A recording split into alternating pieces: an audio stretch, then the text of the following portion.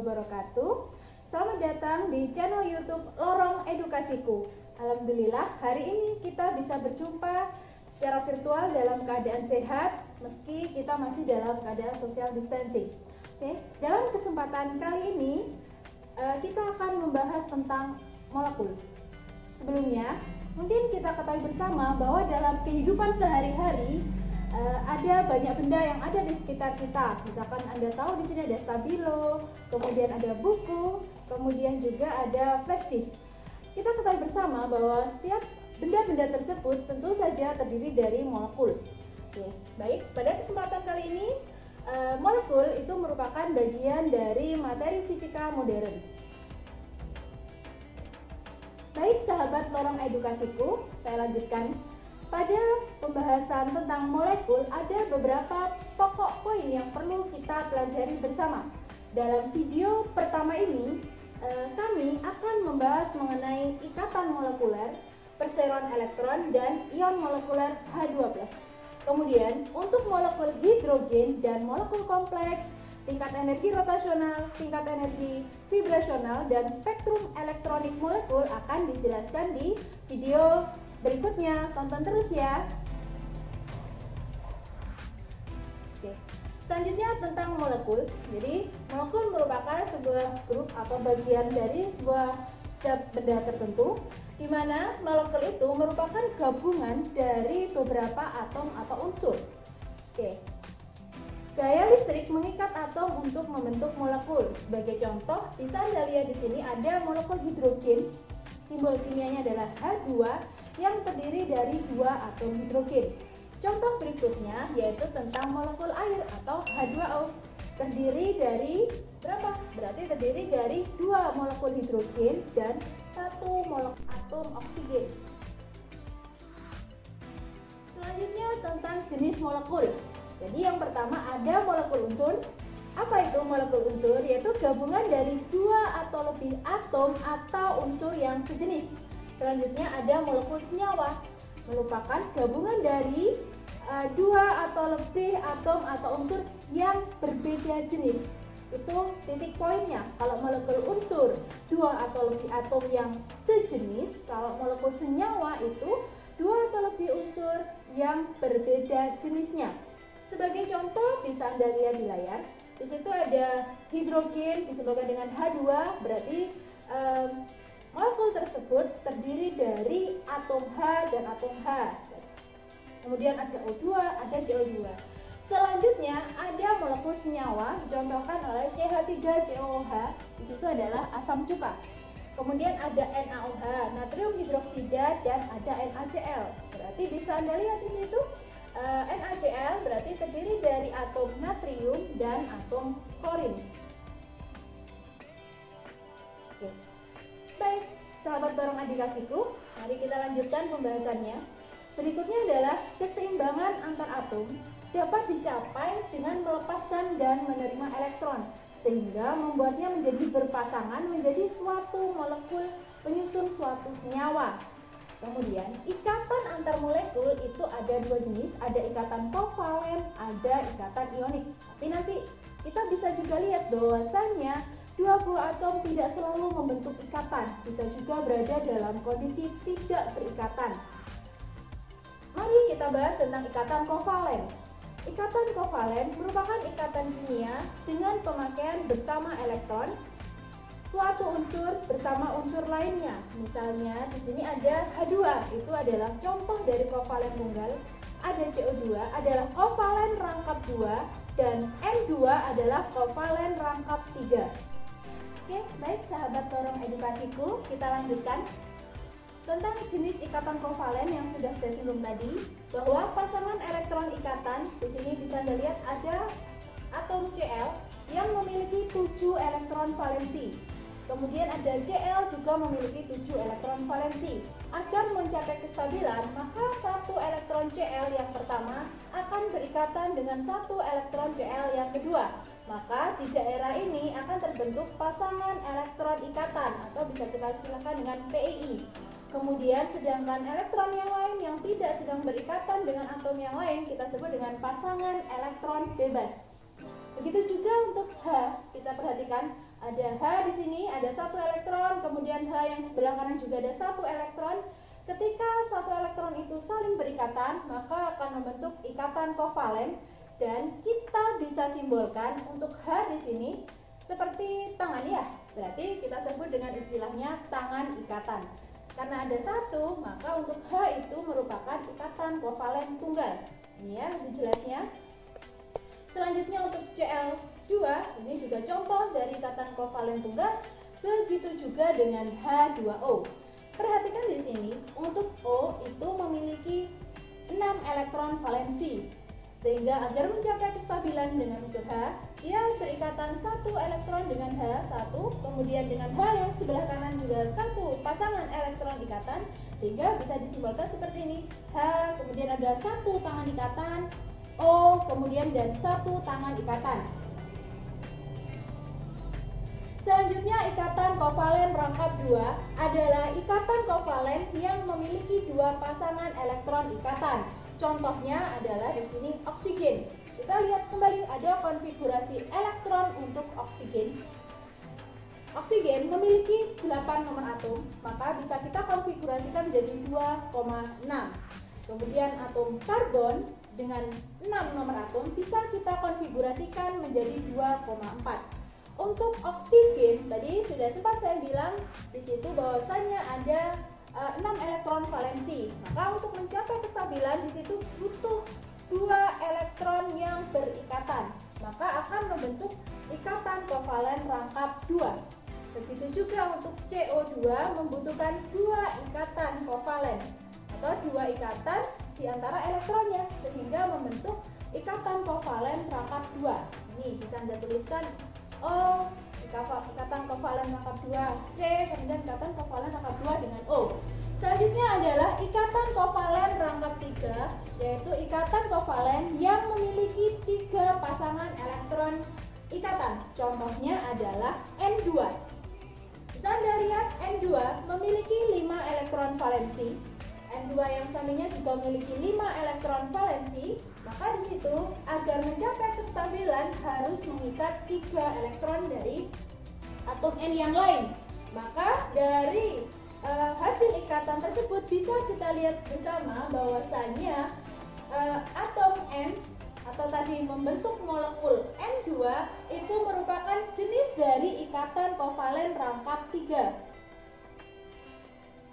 Selanjutnya ikatan kovalen bisa dibedakan berdasarkan kepolaran ikatan. Maka kita kenal dulu waktu Anda belajar di SMA atau belajar kimia, dulu ada istilahnya ikatan kovalen polar dan ada ikatan kovalen non-polar. Baik sahabat lorong edukasiku, apa itu ikatan kovalen polar? Yaitu ikatan kovalen yang pasangan elektron ikatannya cenderung tertarik ke salah satu atom yang berikatan.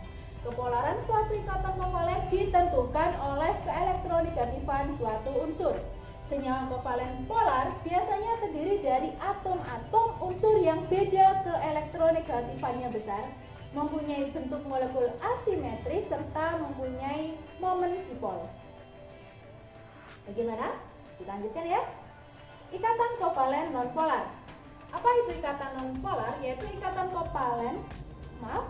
kovalen yang pasangan elektron ikatannya tertarik sama kuat ke arah atom-atom yang berikatan. Senyawa kovalen nonpolar terbentuk antara atom-atom unsur yang mempunyai beda keelektronegatifan 0 atau mempunyai momen dipol 0 atau mempunyai bentuk molekul yang simetris.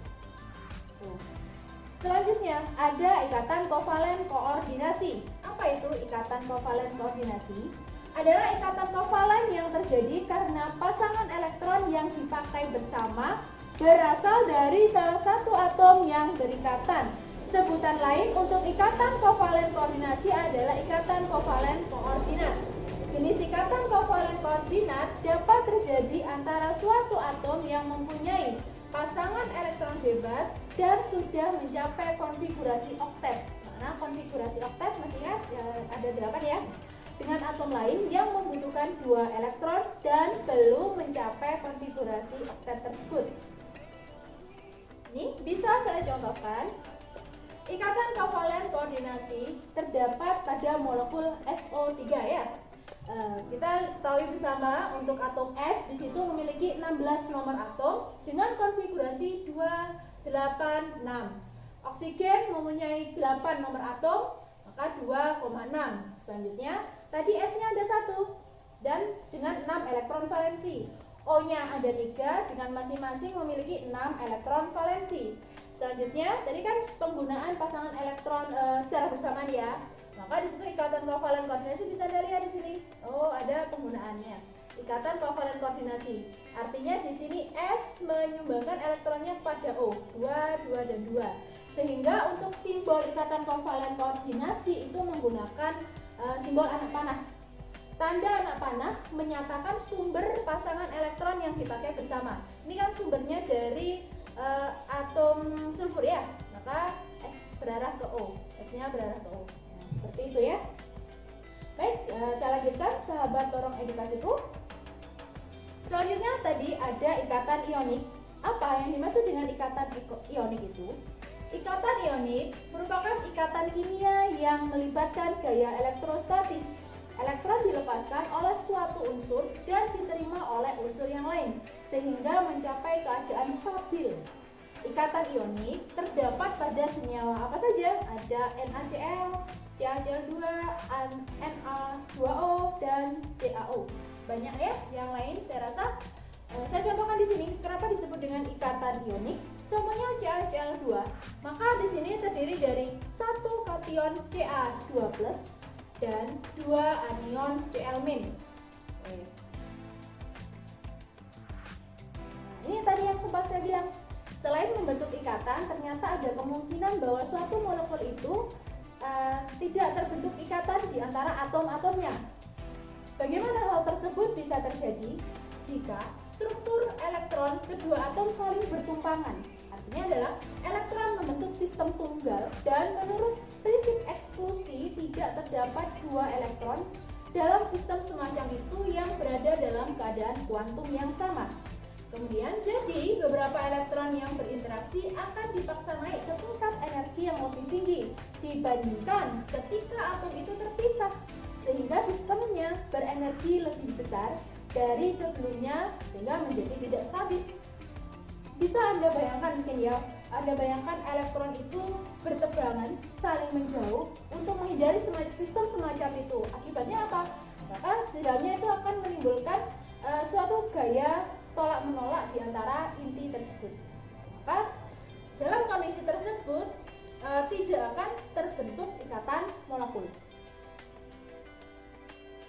Baik, saya lanjutkan sahabat Torong Edukasiku tentang perseroan elektron. Sistem molekuler yang tersederhana itu contohnya adalah ion molekuler hidrogen. Nah, ini awalnya tadi sudah saya sempat singgung. Kalau misalkan kita punya molekul hidrogen H2, berarti dia terdiri dari satu H dan satu H. Satu elektron H untuk satu atom hidrogen memiliki satu elektron dan satu proton. Begitu juga atom H yang lain memiliki satu elektron dan satu proton. Ketika dua atom H itu bergabung, maka akan membentuk molekul hidrogen memiliki dua elektron dan dua proton. Pada kondisi yang lain bisa terbentuk ion molekuler hidrogen H2+. Artinya di situ molekul hidrogen tadi melepaskan satu elektronnya sehingga bisa dikatakan dia menjadi ion positif sehingga disimbolkan menjadi H2+. Dalam kondisi H2+ itu memiliki satu elektron karena kan tadi satu elektronnya sudah terlepas ya dan memiliki dua proton. Maka yang dimaksud di sini adalah perseroan elektron itu ketika satu elektron diikat oleh dua proton. Maka saya tuliskan di sini elektron tunggal mengikat kedua proton. Bagaimana kedua proton memperserokan sebuah elektron dan mengapa perseroan menghasilkan energi total yang lebih rendah? Hal ini terkait dengan adanya efek terobosan yang memungkinkan terjadinya perseroan elektron. Efek terobosan merupakan gejala sebuah partikel dapat menerobos keluar kotak walaupun energinya tidak cukup untuk menembus dinding karena fungsi gelombang partikel meluas ke luar kotak. Hanya jika dinding itu tegar tak berhingga, fungsi gelombangnya terbatas di dalam kotak. Kondisi ini memungkinkan elektron diperserokan oleh proton-proton. Nah, nanti kalau membahas lebih lanjut tentang efek terobosan, itu ada di bagian fisika modern di bab selanjutnya. Nanti akan saya coba buatkan videonya. Oke, atau Anda juga bisa belajar dari berbagai referensi tentang apa itu efek terobosan.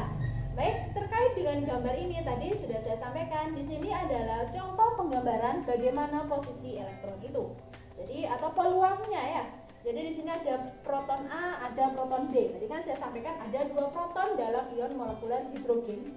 Kemudian yang terpisah sejauh R.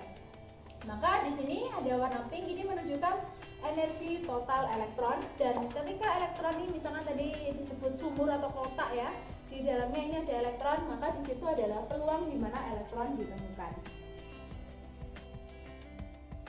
Oke, perseroan elektron mengurangi energi sistem berdasarkan prinsip ketaktentuan atau ketidakpastian. Semakin kecil daerah batas partikel, jadi semakin kecil daerah batas partikelnya, maka lebih besar momentum serta energi kinetik partikel.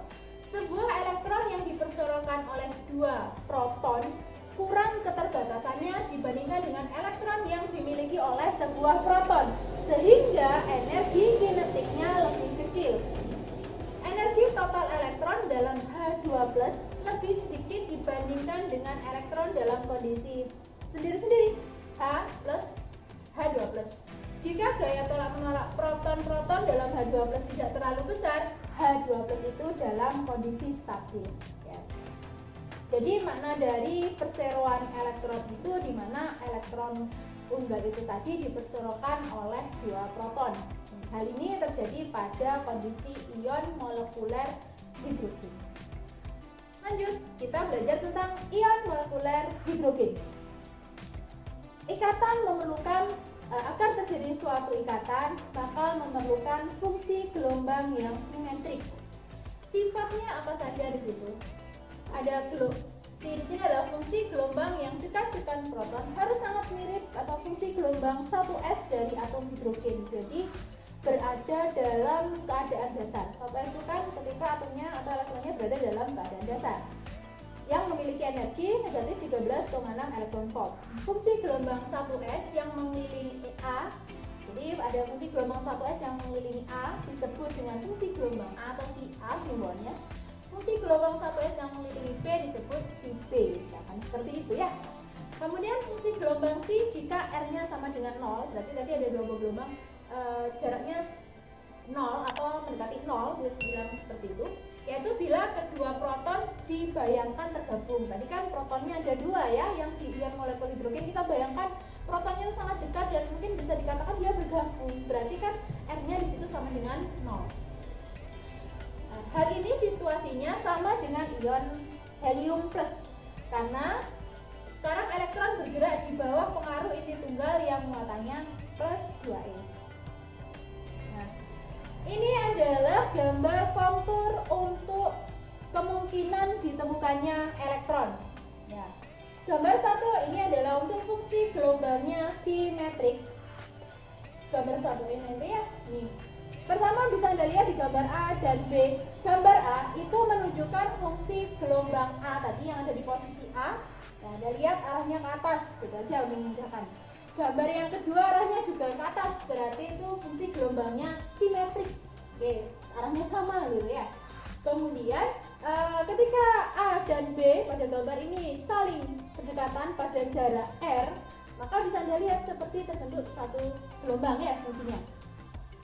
Maka disitu untuk gambar 1D ini C akan menyerupai fungsi gelombang jika R hampir sama dengan A0. Apa A0 itu? A0 itu adalah nilai dari jari-jari atom Bohr. Nah, kemudian maka akan bentuk fungsi gelombang di sini ya. Dan gambar yang E terakhir di situ adalah kondisi ketika diibaratkan tadi si A dan si B tadi atau 2 proton itu bergabung. Maka dia akan berada pada R sama dengan 0 dan fungsi gelombangnya itu sama seperti helium plus atau berada dalam keadaan 1s, berada dalam keadaan dasar. Oke, itu gambar 1E yang ini ya. Bentuk fungsi gelombang 1s dari He+ sama dengan bentuk untuk hidrogen dengan amplitudo yang lebih besar dari titik asal. Jadi gambar ini itu menjelaskan kontur peluang ditemukannya elektron. Jadi tadi ini ada proton pertama, proton kedua, kemudian saling mendekat pada jarak r, kemudian lebih dekat lagi dan terpisah sejauh r, di mana r-nya itu tadi adalah hampir sama dengan A0 atau jari-jari atom Bohr. Oke, saya rasa semoga mudah dipelajari ya. Tetap semangat belajarnya. Lanjut, kita belajar tentang gelombang yang untuk fungsi gelombang yang antisimetrik. Nah, Anda lihat tadi ya, masih ingat yang sebelumnya ya?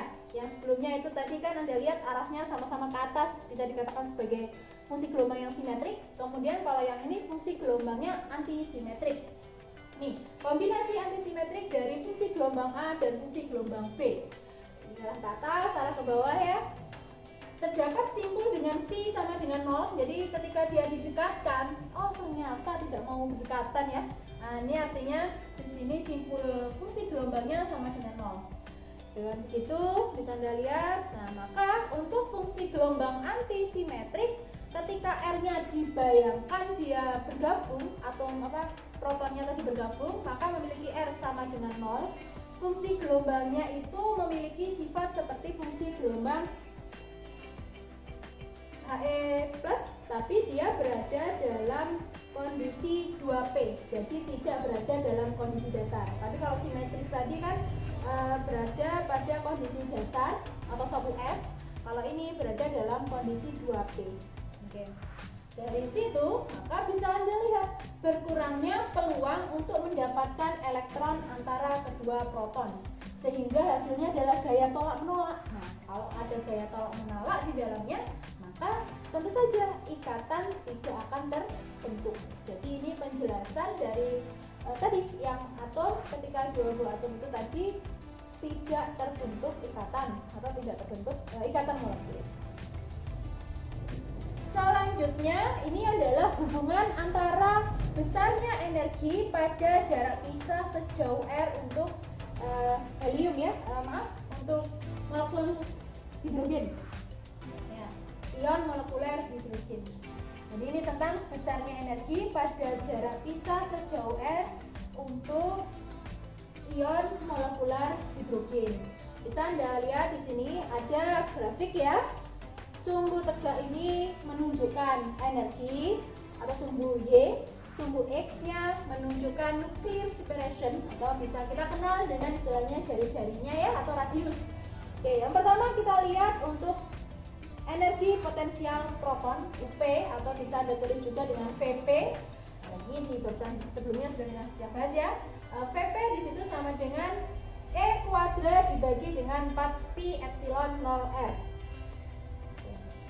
Kemudian untuk ini tadi energi potensial proton. Selanjutnya ada ES. ES adalah energi elektron pada kondisi simetrik ES atau symmetric state. Nah, gimana garisnya? Yang ini yang hitam, yang bawah ya.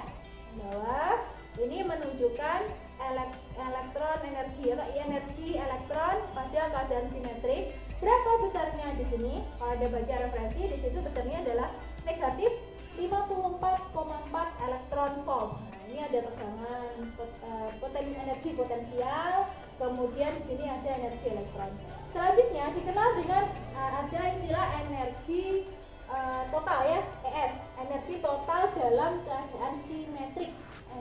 Saya ulangi, energi total dalam keadaan simetrik atau ES total. Jadi ini dijumlahkan, penjumlahan dari energi potensial energi dengan energi elektron dalam keadaan simetrik. Jadi dijumlahkan, ketika itu dijumlahkan maka menghasilkan grafik yang ini 1, 2, 3 yang ini ya. Nah, ini ES total. ES total. Bisa Anda lihat di sini berapa ya nilainya ES total itu. Nah, di sini ternyata Anda lihat grafiknya nilainya adalah negatif 16,3 elektron volt.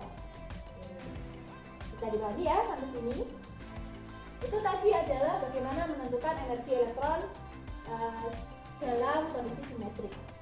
Selanjutnya dikenakan energi elektron dalam keadaan antisimetrik. Jadi Anda bisa lihat di sini ada EA. EA itu adalah energi elektron pada keadaan antisimetrik. Grafik yang mana? Nah, ini ada lihat, ada grafik 1, 2. Nah, ini yang nomor 2 dari atas. Ini Anda lihat. Berapa besarnya di sini energinya? Ternyata besarnya energinya sama seperti energi pada keadaan dasarnya min 13,6 di sini. Kemudian ada energi total ion molekuler. Ion hidrogen molekuler ya. Ion molekuler hidrogen dalam kondisi antisimetrik di situ. Nah, berapa besarnya? Nih ternyata besarnya dia di sini EA. Ini tadi EA. Kemudian yang atas ini adalah EA total. Nah, bertemu di angka min 13,6 elektron volt. Sepintas mungkin kita berpikir bahwa energi elektronnya konstan ya, tetapi sebenarnya terdapat cekungan kecil pada jarak di antaranya. Sepintas kayaknya kok sama ya di sini konstan, tapi tidak. Ternyata ada cekungan di sini. Nah, di situ pada jarak di antaranya.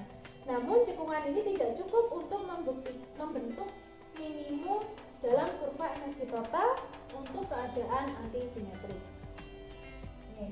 Baik, dari grafik ini bisa kita lihat bahwasanya tadi ya, untuk jarak R sama dengan 0, tadi kan saya singgung R sama dengan 0, berarti di sini energinya adalah negatif 54,4.